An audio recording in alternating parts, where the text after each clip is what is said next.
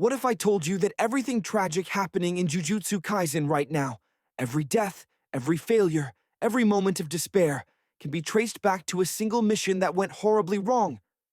The hidden inventory arc isn't just a flashback. It's the origin point of the modern Jujutsu world's collapse, the birth of the strongest sorcerer who ever lived, and the exact moment when Satoru Gojo's worldview was shattered beyond repair. Welcome back. Today we're dissecting the hidden inventory arc, also known as the Gojo's past arc, because understanding these events is absolutely essential to comprehending why Gojo acts the way he does, why Geto became what he became, and why the entire Jujutsu society is fundamentally broken.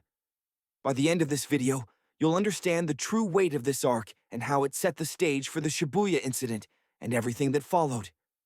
Let's rewind to 2006.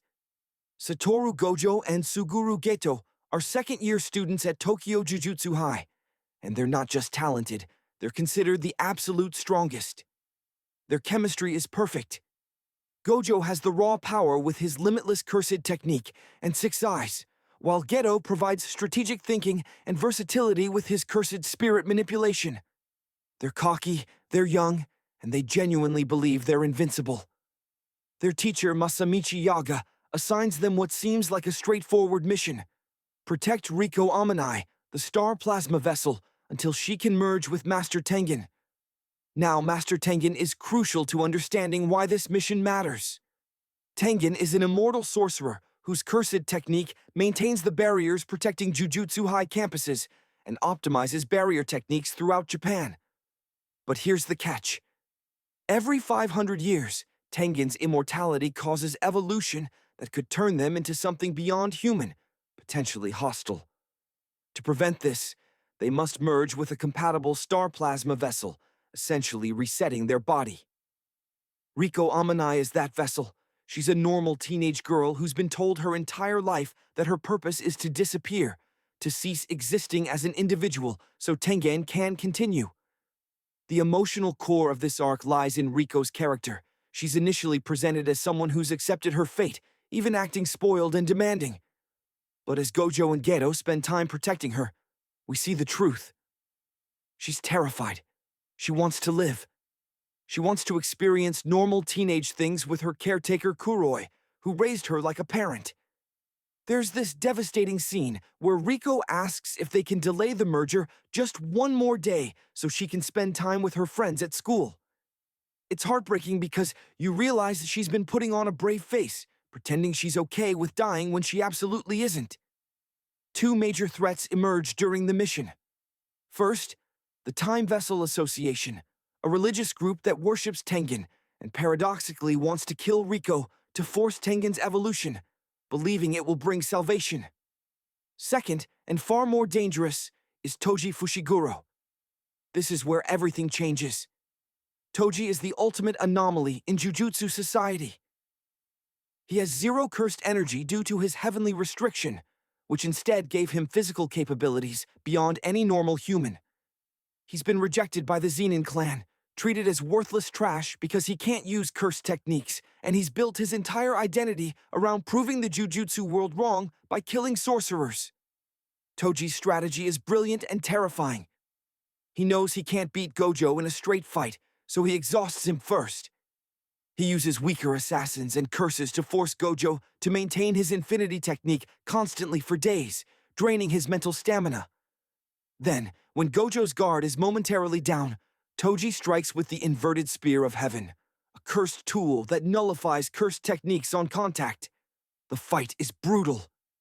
Toji stabs Gojo through the throat and chest, leaving him in a pool of his own blood. For the first time in his life, Satoru Gojo experiences real defeat, real mortality. But here's what makes this arc transcendent. Gojo doesn't die. In that moment between life and death, pushed to absolute 0, Gojo achieves enlightenment. He finally understands the core of his cursed technique, unlocking reverse cursed technique to heal himself and mastering the true applications of Limitless. When Gojo returns, he's not just stronger, he's fundamentally different. He's refined infinity to activate automatically.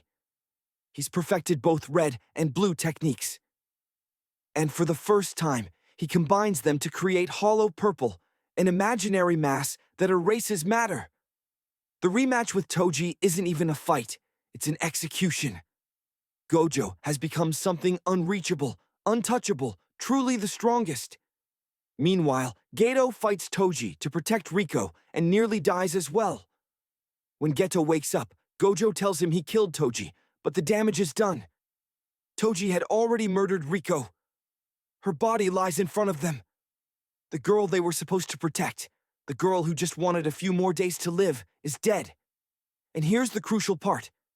The cult members who hired Toji start applauding. They're celebrating her death. To them, Riko wasn't a person. She was an obstacle to their twisted salvation. This moment breaks something in Geto. He asks Gojo if they should kill these people. Geto, who believes sorcerers exist to protect non-sorcerers, is genuinely questioning whether these humans deserve protection. Gojo says no, they have no reason to kill them. And Geto accepts this, but the seed of doubt is planted. The aftermath is where the divergence truly begins. Gojo processes his trauma by becoming stronger, by perfecting his powers to ensure he's never vulnerable again. He becomes detached, believing that strength is the ultimate answer. Geto, however, spirals. He continues missions, continues swallowing curse after curse, experiencing the vile taste of human malice condensed into cursed spirits. He witnesses humans creating curses through their negativity, then watches sorcerers die, protecting those same humans. He sees Yuhaibara, their underclassmen, die on what should have been a routine mission because of faulty intelligence from non-sorcerer managers. Then comes the final straw. Geto is sent to a village where two young sorcerer girls, Mimiko and Nanako, are being tortured and blamed for mysterious deaths actually caused by a curse. The villagers have locked these children in a cage. They're ready to kill them. And Geto makes his choice. He slaughters the entire village, 112 people. He takes the girls and defects, beginning his path to becoming a curse user with the ultimate goal of eradicating all non-sorcerers, to create a world where only sorcerers exist and curses can't be born. The tragedy is that both Gojo and Geto are responding to the same trauma. Gojo chooses to become so strong that the system can't break him. Geto chooses to destroy the system entirely. They're two sides of the same coin, both shaped by their failure to protect Riko, both trying to ensure that kind of senseless death never happens again through completely opposite methods. The hidden inventory arc also plants critical seeds for the future. Toji's final words to Gojo are about his son, Megumi Fushiguro, though he doesn't even remember the kid's name. This sets up Gojo's decision to mentor Megumi and prevent him from being sold to the Zenin clan. The arc establishes why Gojo is so adamant about changing Jujutsu society from within by fostering strong, intelligent allies rather than trying to enforce change alone. It shows us why he's so isolated despite his power, because the one person who truly understood him became his ideological enemy. Looking forward, this arc's impact echoes through everything. Geto's defection leads directly to the night parade of 100 demons and his eventual death. His body being taken by Kenjaku sets up the Shibuya incident and the culling game. Gojo's teaching philosophy, his protection of Yuji despite the higher-ups' orders, his entire approach to mentoring, it all stems from wanting to prevent another Geto, another talented sorcerer broken by a corrupt system.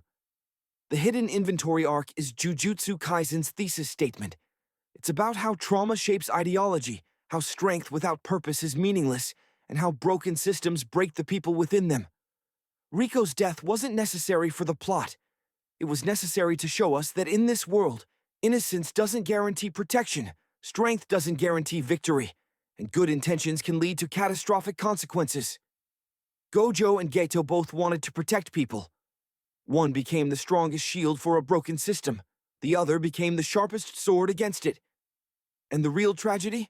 They were both right about the problems. They just chose incompatible solutions. That's what makes this arc unforgettable. It's not just backstory. It's the foundation of everything that matters in Jujutsu Kaisen,